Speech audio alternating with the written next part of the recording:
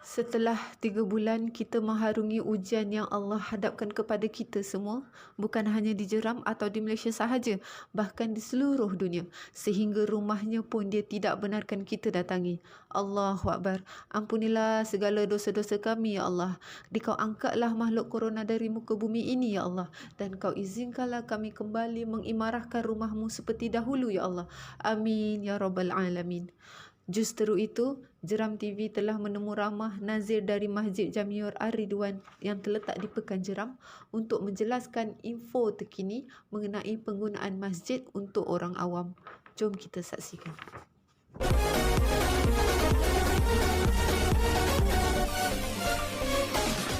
Pada hari ini kita akan menemu ramah Tuan Nazir Kamarudin, Masjid Kampung Jeram, untuk mengetahui kedudukan sebenar sekarang yang diperbolehkan untuk jamaah hadir ke Masjid Jeram seperti mana dulu.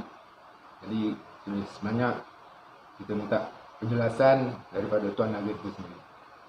Assalamualaikum warahmatullahi wabarakatuh.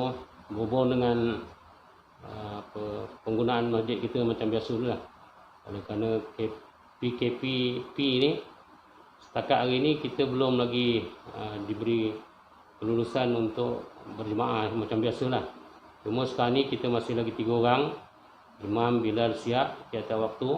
Dan walau bagaimanapun terdekat ni, pada hari Jumaat yang lalu, saya telah dipanggil untuk taklimat di Dewan sebelah Masjid Negeri tu. Taklimat berhubung dengan pembukaan masjid itulah. Kalau misalnya ditakdirkan dapat, insya-Allah kita akan bermula, kita akan menunggu pengumuman daripada pihak JAIZ pada hari Selasa ni mungkin. Kalau okey aja, maknanya kita akan bermula sembahyang Jumaat dulu pada minggu ni lah. Minggu ni. Dan sekarang kalau tuan-tuan tengok di masjid kita dah buat dah dia punya persiapan SOP-nya untuk menunggu hari ketibaan itu. Dan kalau berjaya aja, insya-Allah kita akan mula dengan 40 orang untuk jemaat. Untuk jemaat 40 orang untuk sembahyang biasa. Selepas je sembahyang jemaat nanti, maghrib, isyak dan subuh, kemungkinan kita 40 orang juga. Cuma zuhur dan asar aja masih lagi 3 orang lah. 3 orang sebab SOP-nya tak ada lagi. Cuma yang ada SOP untuk sembahyang maghrib, isyak dan subuh. Dan juga sembahyang jemaat, insya-Allah. Persiapan pihak masjid lah sendiri, saya fahamkan dia ikut SOP ada 1 meter jarak kan. Jadi persiapan ada poin-poin kat masjid, pada lantai masjid tu ada disediakan ataupun bagaimana? Jaraknya kalau kerajaan negeri kita tuangku nak 2 meter jaraknya. Tapi kita telah buat lah. Kita sekarang ni hari Minggu itu kita telah buat SOP yang macam mana yang dikendaki oleh pihak JAIZ, arahan yang diterima daripada kita tuanku. Dan 40 orang tu pun kita nak dapat daripada sama ada orang tu nak memohon, orang tu boleh memohon kepada kita, kepada masjid. Kita akan sediakan borang permohonan itu, boleh diambil kat masjid, ataupun kita yang menjemput. Maksudnya pihak masjid menjemput orang-orang yang nak bersembahyang jemaat tu. Dan setelah ada itu semua, kita akan siapkan senarainya, dan kita akan bagi kad penanda yang dibolehkan masuk ke masjid. Lepas tu mereka nanti kalau tiba aja pada hari Jumaat yang berkenaan nanti, insya-Allah kalau dapat berlaku Jumaat yang akan datang ni, dia dikendaki hadir 30 minit sebelum azan pertama. Jadi 30 minit azan pertama tu mereka ni nanti akan berada di gate lah. Kemudian masuk seorang-seorang, tengok pas yang dapat daripada masjid, mana yang ada pas masuk. Dan kita minta pihak penjemaah akan bawa dengan kad pengenalannya sekali lah masuk. Dan orang-orang luar tak boleh, macam orang Bangla ke, orang Indon ke, orang Pakistan ke, tak boleh. Dia utamakan orang kita je lah. Orang kita, bila dah masuk nanti, gate dulu saja dia masuk, kita akan naik ke beranda masjid tu, dan tiap-tiap orang akan ditembak. Tembak lah kan, dia tembak. Mana yang di bawah 37.4 tu boleh masuk lah. Mana yang lebih daripada 37.4 tu kita tunggu sampai dia boleh turun kepada apa tu 37.4. Kemudian kita masuk ke dalam, kita dah sediakan tanda-tanda dekat kapet tu. Jadi setiap orang membawa sejadah dan dibentanglah sejadah tu nanti mengikut tanda yang telah kita tentukan. Itu pun dia kena masuk pintu depan tu. Kemudian apabila dah selesai sembahyang jemaat dianggarkan 30 minit saja. 30 minit, lepas 30 minit lepas sembahyang dia jemaat, mereka tu kena bersurai. Keluar pula di pintu yang lain lah.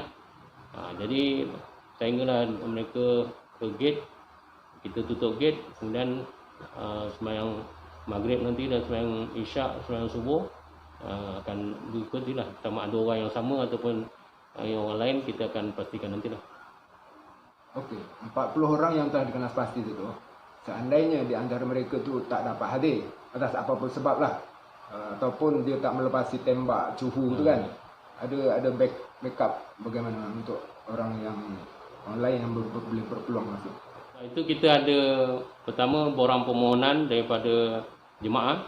Apabila borang permohonan tu kita luluskan, dan masa jemaah tu kita minta dia orang ni menjawablah boleh datang ke tak boleh datang. Mana yang tak boleh datang tu kita akan gantikan orang yang lain lah, sebab mungkin ramai yang memohon dan yang kita luluskan. Tapi kita pilih yang 40 tu orang yang sebelum ini memang dia tiap-tiap waktu berada di masjid. Jadi orang itu yang kita utamakan.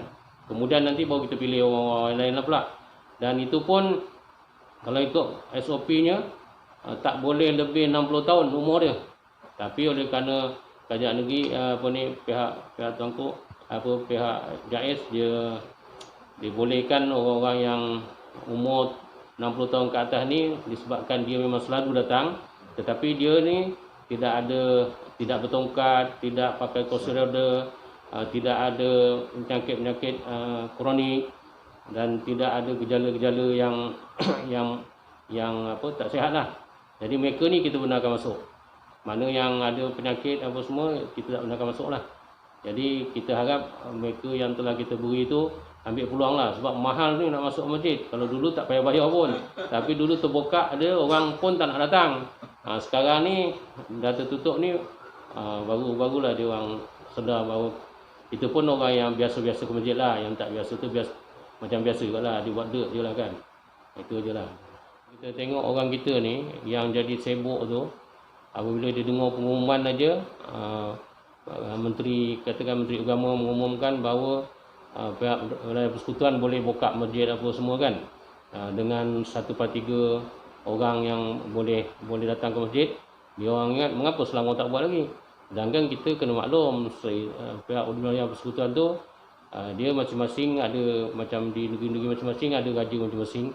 Jadi kita akan ditentukan oleh jawatan kuasa negeri yang berkenaan. Kalau Tita Tuanku kata buka lah. Kalau misalnya federal setuju, kita lain pula kita punya keputusan, kita ikut keputusan negeri lah. Soalan terakhir tu, apakah yang persiapan yang mungkin akan dilaksanakan oleh pihak masjid dan ataupun kerjasama daripada agensi lain untuk melaksanakan SOP yang telah ditetapkan. Umpamanya orang-orang yang nak masuk ke masjid ni untuk dikesan dia punya suhu dan seumpamanya, supaya dia tidak terlalu lama menunggu di tengah panas umpamanya kan. Jadi apakah mudah-mudahan yang akan disediakan oleh pihak masjid? Para jemaah memang kita jemput melalui surat jemputan ataupun melalui permohonan yang dibuat oleh jemaah sendiri yang kita luluskan. Dia dah diminta supaya hadir 30 minit sebelum bang pertama solat Jumaat. Bila dia datang, dia akan beratur di gate, dan kita di situ nanti kita akan memeriksa dia punya kebenaran masuk lah. Nanti pegawai-pegawai yang berkenaan, mungkin penguatkuasa, polis ada, rela ada, lepas tu jabatan kesihatan ada, dan pegawai penguatkuasa JAIS pun ada. Jadi mereka ni nanti akan kena melepasi sekatan tu lah.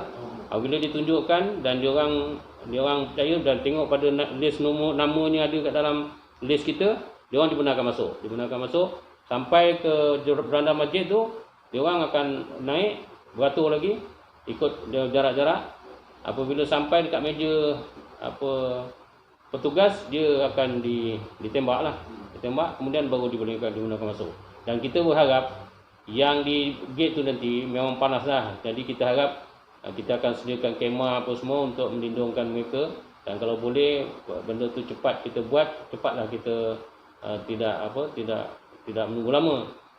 Cuma yang kita harapkan dia bersedia dengan kad pengenalan, jemaah akan datang dengan kad pengenalan dan dengan pas masuk ke masjid. Kalau itu ada semua, sangat beres lah, kerja tu tak ada menyusahkan sangat lah.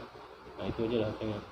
Dengan penjelasan daripada Tuan Aziz tadi sedikit sebanyak telah menjawab beberapa persoalan yang menjadi tanda tanya pada orang kampung, khususnya di Kampung Jeram ini. Jadi kalau ada apa-apa yang menjadi muskilan lagi, bolehlah diajukan kepada Jeram TV. Assalamualaikum warahmatullahi wabarakatuh. Waalaikumsalam.